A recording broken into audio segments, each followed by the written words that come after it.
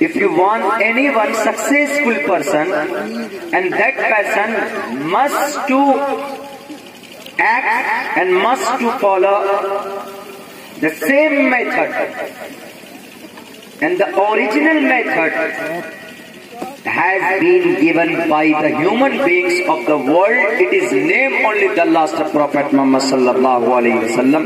وہ لکھتا ہے کہ وہ کوئی اور نہیں، وہ اسلام کے اور مسلمانوں کے آخری نبی محمد علیہ السلام. رام چندر جی مہاپروش ہو سکتے ہیں لیکن وہ تاریخی انسان نہیں تھے. تاریخی انسان ہمارے محمد تھے. ابھی کے بہت زمانہ پہلے نہیں گزرا جن کا نان کو آپریشن ترک موالات، جن کی تحریکیں تھی، جن سے یہ دیش آزاد ہوا تھا،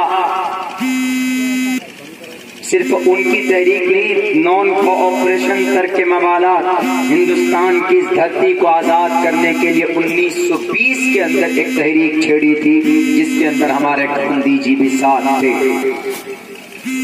مولانا ابوالکلام آزاد، مولانا محمد علی جوہر، مولانا محمد شوکت علی برادران جوہر، جن کو کہا جاتا جلیانوالہ باغ کے اندر جو حادثہ پیش آیا تھا، اس کے بعد ترک موالات یعنی انگریز سے ڈسکنیکٹڈ فرام ایوری تھنگ، ہر چیز سے الگ تھلگ ہو جانا اور اپنی طاقت الگ بنانا. ان کے فاؤنڈر میں نام لیا جاتا تھا مہاتما گاندھی جی کا، موہن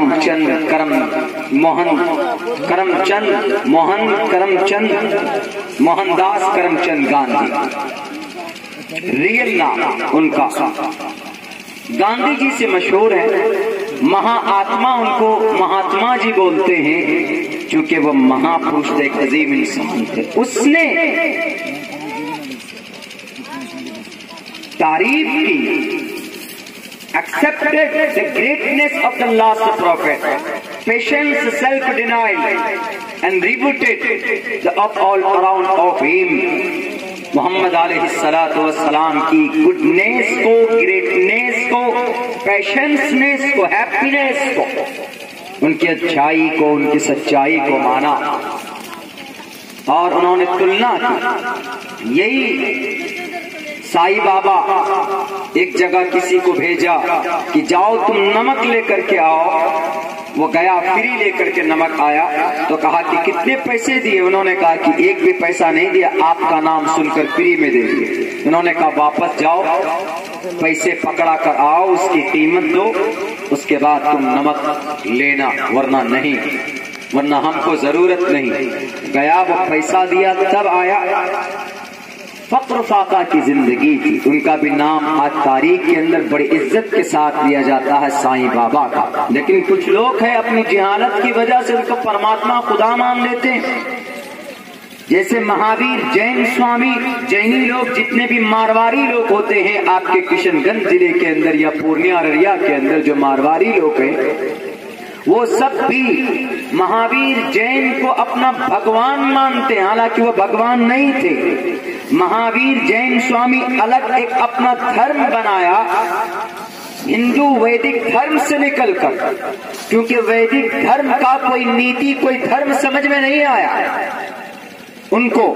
انہوں نے کہا کہ 33-34 کروڑ دیوی دیوتاؤں کی ایشور کی پوجیہ کی بات کہتے ہیں ویدک دھرم کے لوگ، ہم اس کے قائل نہیں ہیں. تو انہوں نے الگ سے ایک مذہب بنایا، الگ سے ایک دھرم بنایا جن کو جین کہا جاتا ہے، جینی، اور جن کے باپو لوگ، سادھو سنت لوگ سفید کپڑے پہنتے ہیں اور منہ میں سفید کپڑا ڈالے رکھتے ہیں.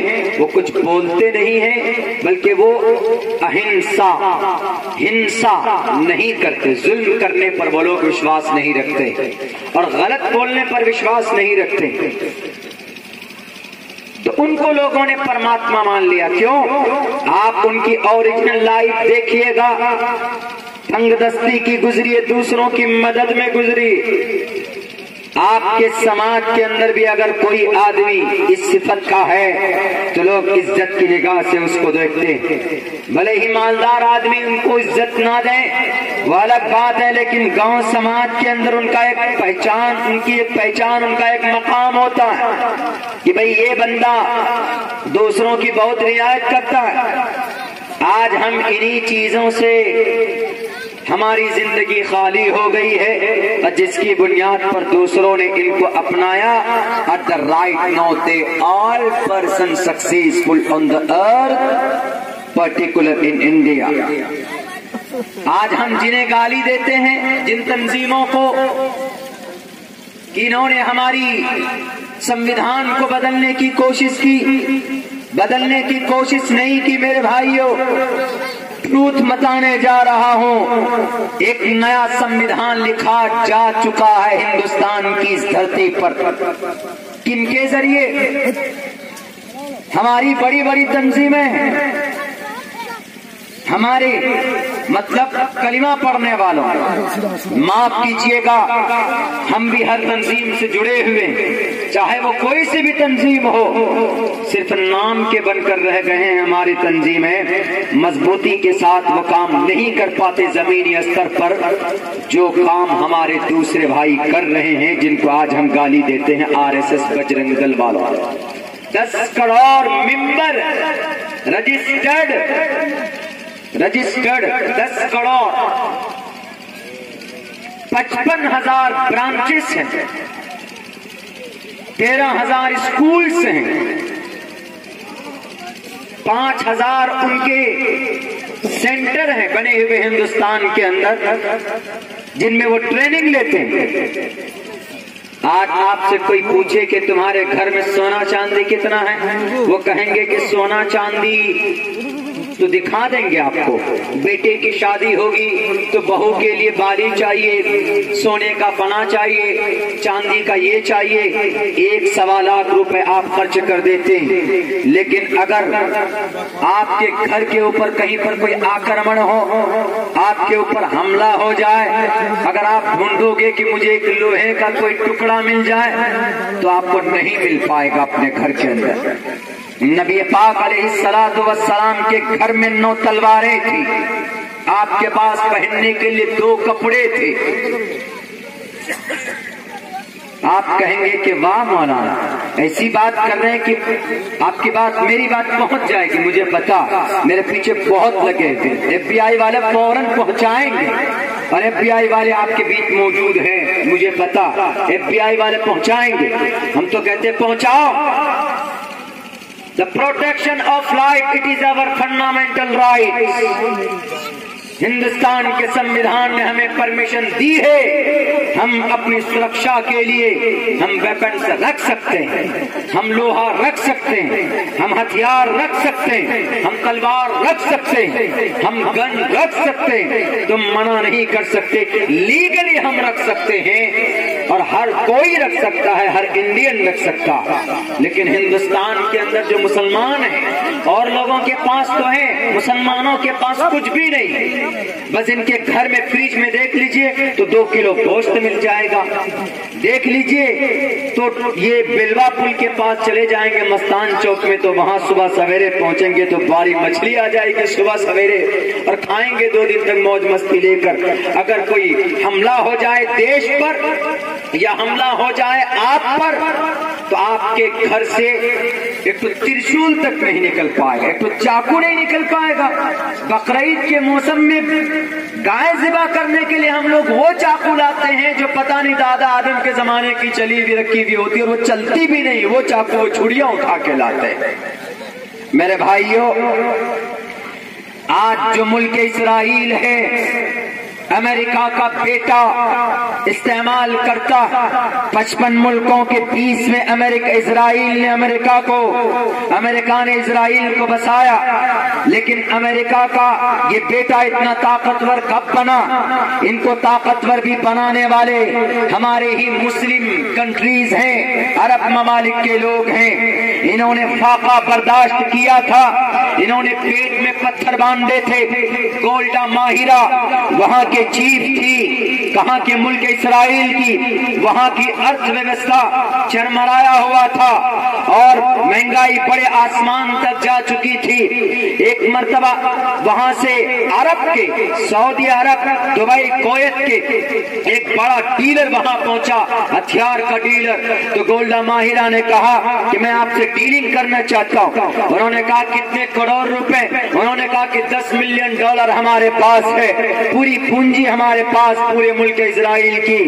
انہوں نے کہا کہ مجھے $10 ملین میں دے رہی ہوں آپ کو، آپ مجھے دے دیجئے ہتھیار، ویپنز دے دیجئے۔ تو اسرائیل کے سارے لوگوں نے پروٹیسٹ کیا، ان کے کیبنیٹ نے منع کیا کہ گولڈا ماہرہ آپ یہ قدم بڑھا رہے ہیں، لوگوں کے پاس روٹی نہیں ہے کھانے کے لیے، یہ کیسے جیئیں گے اپنی زندگی، کیسے بچا پائیں گے؟ اور ایسے وقت میں آپ $10 ملین کے ہتھیار خرید رہے ہیں، ویپنز خرید رہے ہیں۔ انہوں نے کہا میں جو دیکھ رہا ہوں آگے تم لوگ نہیں دیکھ پاؤ گے۔ انہوں نے کہا کہ کوئی بات نہیں، we trust in one God۔ اسرائیل کے لوگ ایک ایشور پر آستھا رکھتے ہیں، امریکہ کے لوگ ایک ایشور پر آستھا رکھتے ہیں۔ we trust, we believe in one God۔ یقین نہ ہو عبداللہ جھوٹ بولتا ہے تو امریکن ڈالر اٹھا کر دیکھ لیجئے، ہیڈ لائن میں لکھا ہوا ہے we trust in one God۔ ایک ایشور کو مانتے ہیں۔ گولڈا ماہرہ نے سودا کیا، ایک ہفتے کے اندر اسرائیل کا تجوری خالی ہو گیا، لوگ بھوک سے مرنے لگے، کسی طریقے سے ارتھ ویوستھا کو سدھارا۔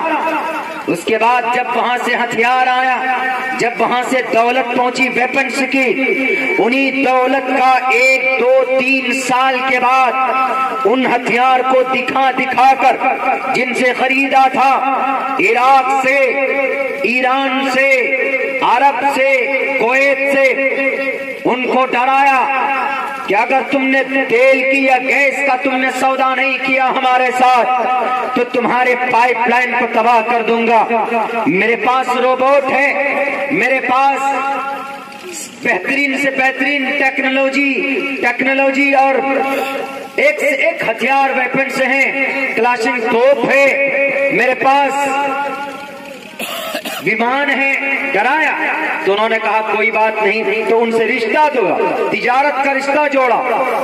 آنے والے 5 سال کے اندر ملک اسرائیل اتنا مضبوط ہوا، تب جا کر گولڈا ماہرہ نے ایک میٹنگ بلائی، ایک کانفرنس بلائی۔ انہوں نے کہا کہ تم لوگوں نے اندیشہ ظاہر کیا تھا کہ ہم مر جائیں گے، تباہ ہو جائیں گے۔ Right now we are on this time that recently we are a second super power of the world۔ دنیا کا دوسرا سیکنڈ پاور، سپر پاور اگر کوئی ہے سیکنڈ نمبر پر تو وہ اسرائیل ہے۔ اگر گنیں گے آپ تو 10 لاکھ کی آبادی وہاں کی نہیں، لیکن ہے ہتھیار ہے ان کے پاس، دولت ہے ان کے پاس۔ تم گولڈا ماہرہ نے کہا کہ تم لوگوں نے 5 سال پہلے ڈرایا تھا ہم کو کہ نہیں لوگ مر جائیں گے، تباہ ہو جائیں گے، ہتھیار مت خریدیے، فاقہ کسی برداشت کریں گے، لوگ بھوکے مر جائیں گے تڑپ کر۔ اب دیکھو اس وقت ہم کتنے سپر پاور بننے جا رہے ہیں، کتنی دولت ہے ہمارے پاس، ہم سے کوئی نگاہیں نہیں ملا سکتا۔ 55 ملک ہیں آس پاس میں کلمہ پڑھنے والوں کے، لیکن بھیگی بلی بنے بیٹھے ہیں وہ۔ ہم ان کو کہیں گے اٹھو تو اٹھیں گے، ہم ان سے کہیں گے بیٹھو تو بیٹھیں گے۔ سب سے پہلے ملک اسرائیل نے قبضہ کیا ہمارے بیت المقدس پر، آج آدھے بیت المقدس کے اوپر ان جلادوں کا قبضہ ہے، ان جوڈائزم کا قبضہ ہے، ان یہودیوں کا قبضہ ہے۔ RSS بجرنگ دل سے زیادہ بڑھ کر ویب لیول پر، گلوبل لیول پر، پوری دنیا کے اعتبار سے اگر کوئی دشمن ہے تو اسلام کا یہی کرسچن اور جوڈائزم اور بدھسٹ لوگ۔ یہ جوڈائزم یہودی، RSS بجرنگ دل والے تو ہندوستان تک سیمت ہیں، ان کا وجود کہیں اور پر نہیں، صرف ہندوستان تک۔ اسی پہ یہ لوگ گرو کرتے ہیں، فخر کرتے ہیں۔ کیوں؟ کیونکہ ان کے پاس، ہر بچے کے پاس ایک ہتھیار، سیلف ڈیفینس کے لیے ان کے پاس ایک نہ ایک ہے ایسا آلہ۔ بازوؤں کی طاقت ان کے پاس ہے، ہمدردی محبت کی طاقت ان کے پاس۔ تو گولڈا ماہرہ نے کہا کہ دیکھا، right now we are a second super power of the world. سب نے کہا کہ آپ نے یہ ایسا کیسے کیا، یہ آئیڈیا آپ نے کہاں سے لیا؟ یہ میں اصل بتانا چاہتا ہوں۔ انہوں نے کہا when I was to study in my school from the childhood, I was 9 years old only. جب میں 9 سال کا اسکول کے اندر جب میں پڑھائی کر رہا تھا، میرا پیریڈ کا زمانہ چل رہا تھا، that time I studied, I read the chapter that is related, that was related last prophet محمد صلی اللہ علیہ وسلم۔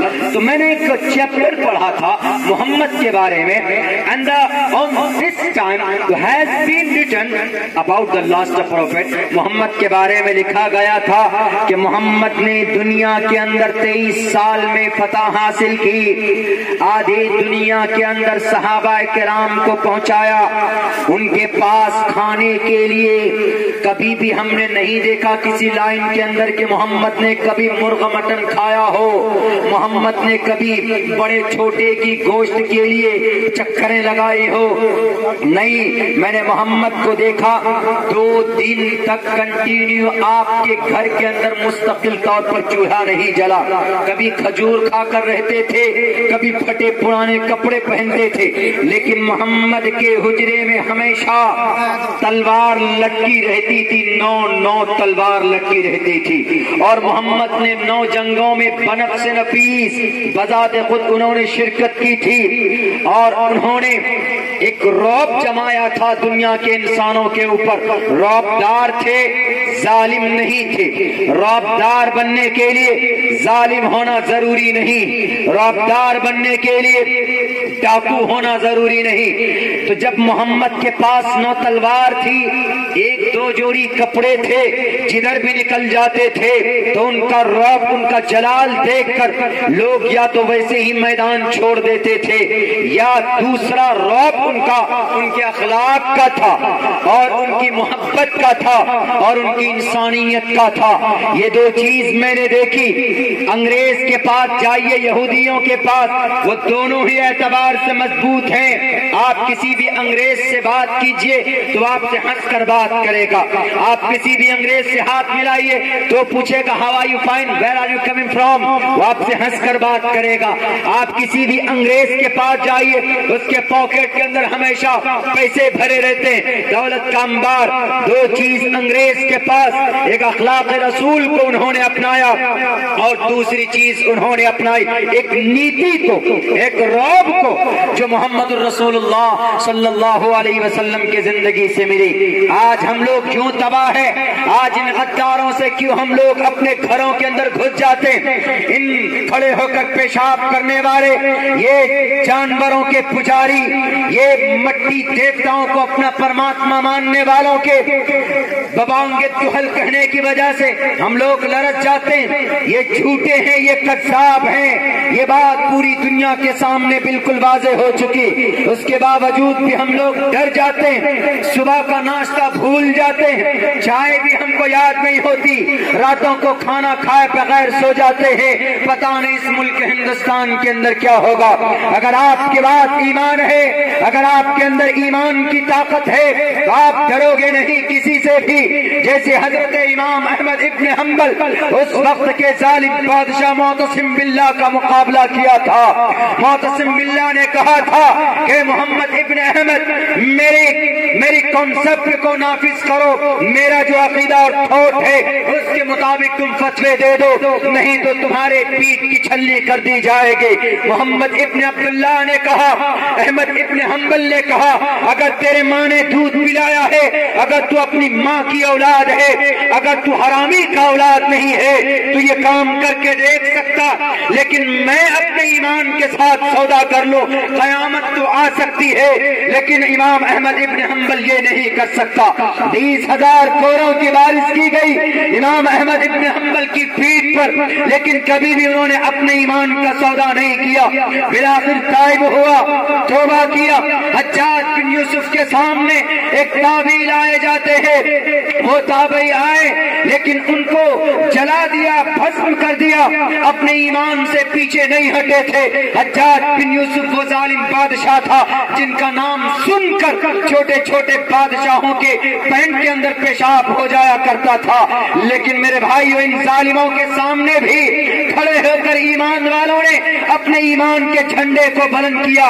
ان کے گیدڑ بھپتی سے آپ ڈرتے ہو کہ ہمیں NRC لاگو کر دیں گے، ہم NPR لے آئیں گے، ان کی زبان کو کاٹنے کی ضرورت ہے۔ کیوں؟ کیونکہ جس ہندوستان میں ہم رہتے ہیں اس ہندوستان میں ان کو دادا گیری کرنے کی پرمیشن نہیں تھی۔